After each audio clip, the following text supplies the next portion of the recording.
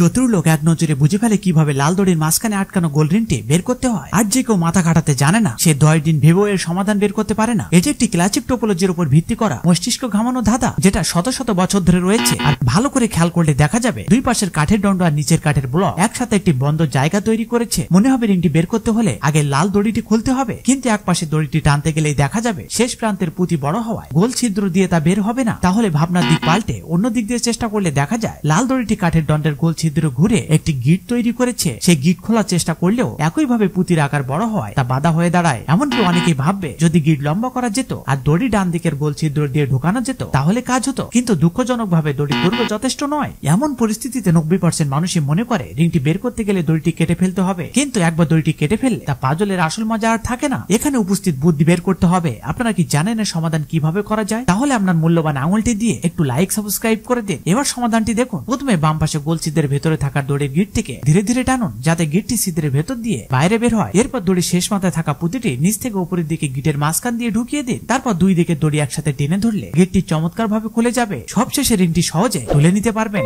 এখন কিছু like subscribe পাওয়া যাবে কি?